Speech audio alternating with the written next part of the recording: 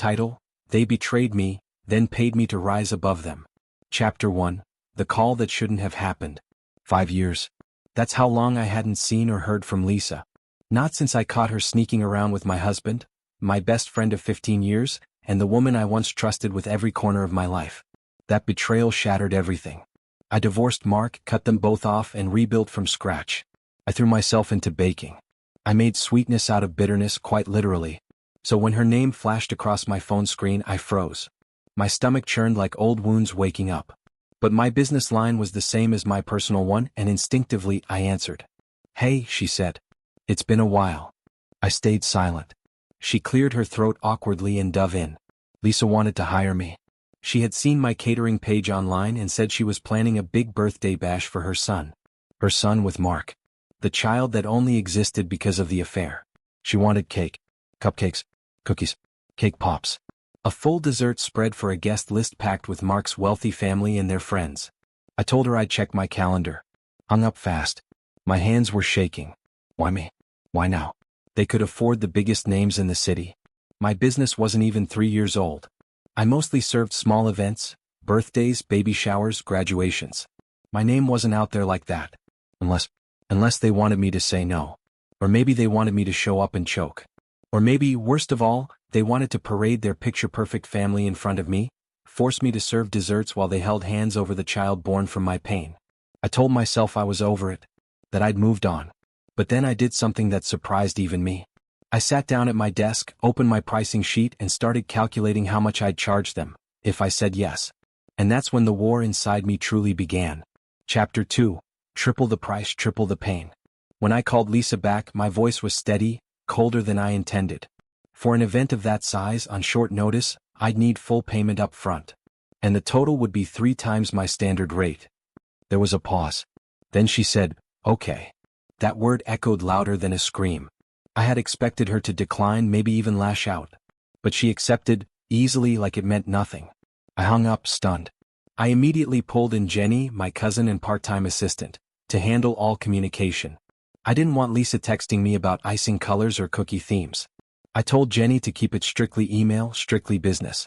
But nothing about this felt strictly business. I called my sister Kate, hoping for clarity. She was furious I'd even considered saying yes.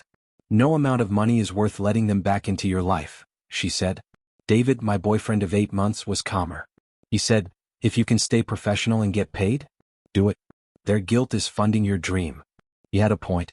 I'd been saving for a storefront, a tiny shop I could call my own. The payment from this one job would bring me within reach. Still, I couldn't shake the image of that party. Mark smiling like the perfect dad. Lisa flitting around in designer heels. The crowd laughing, taking bites of my work, not knowing it was made by the woman they'd betrayed.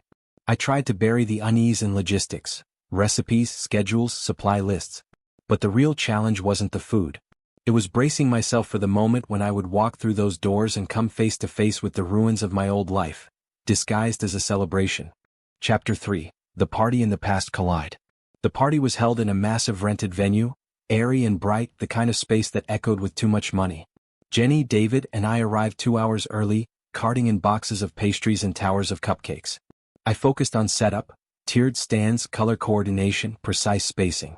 That's when I heard the voice I hadn't heard in half a decade. "Hey." I turned slowly. Mark stood behind me.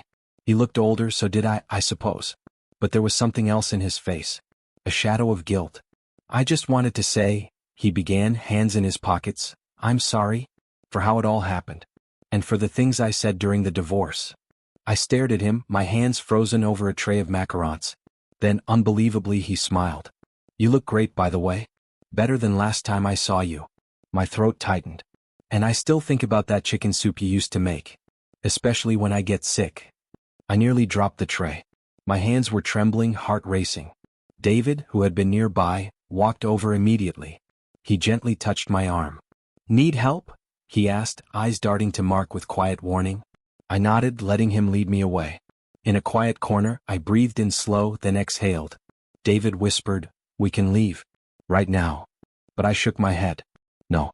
I finish what I start. Because this wasn't about Mark anymore. Or Lisa. It was about me. My name. My work. When I returned to the dessert table, my hands were steadier. I piped frosting onto the final cupcakes with quiet, lethal precision. And from the other side of the room, Lisa watched me like I was a ghost she thought she'd buried. Chapter 4. A Table Turns. As the guests arrived, the dessert table became the star of the party. People snapped photos, complimented the presentation, asked who made the treats. One woman even asked for my business card before the first cupcake was bitten. That's when Mark's father, Richard, approached. "Still the best baker I know," he said, pulling me into a warm hug. Of all the people in that family, he had been the only one who checked on me after the divorce. He asked about my business, about David, about life. I introduced him to David, and the two hit it off instantly. They laughed over stories, chatted about food and marketing.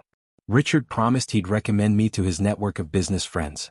The man had deep pockets and deeper connections. At his invitation, David and I stayed for the vendor lunch the venue provided. I was hesitant, but I figured if I'd come this far, I might as well make the most of it. Lisa kept her distance. But her eyes never left us. She watched me laugh with her father-in-law. Watched the guests line up for my desserts.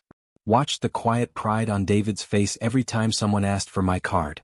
And then just before we left, Richard leaned in and said, "They lost someone real. I hope they realize it." He walked away, leaving me stunned. Because for the first time in years, someone from their world had acknowledged what I'd survived. Chapter 5. When the past comes knocking again. We left before the cake cutting. Jenny stayed behind to pack up and handle the last pieces. I thought it was over. Until the next morning when I opened my email. Lisa had written me. She thanked me. Said the desserts were a hit. Then, in a separate paragraph, a half-hearted apology, vague, impersonal. As if trying to cross something off her conscience. I ignored it. A few days later, Sarah, one of my baking assistants, told me some gossip. Lisa and Mark's marriage wasn't exactly stable. Public fights. Counseling. Heated arguments before the party. I didn't want to hear it. But part of me wasn't surprised. Jenny confirmed it later. After we left, Lisa and Mark argued. She couldn't hear details but said Lisa looked furious. Mark, defensive. Something had cracked. I didn't want revenge. I wanted distance. But a week later, Lisa called again, this time about their daughter's birthday in June. She offered even more money. Offered to move the date. And I realized something. They still thought I could be bought. I took a deep breath and told her I was unavailable. Then I hung up. Not out of anger. But because the power wasn't in their hands anymore. It was in mine. Chapter 6. A shop of my own. A month passed. My life exploded, in the best way. Richard had kept his word. 2 corporate events. A massive Sweet 16 booking. A partnership with an event planner.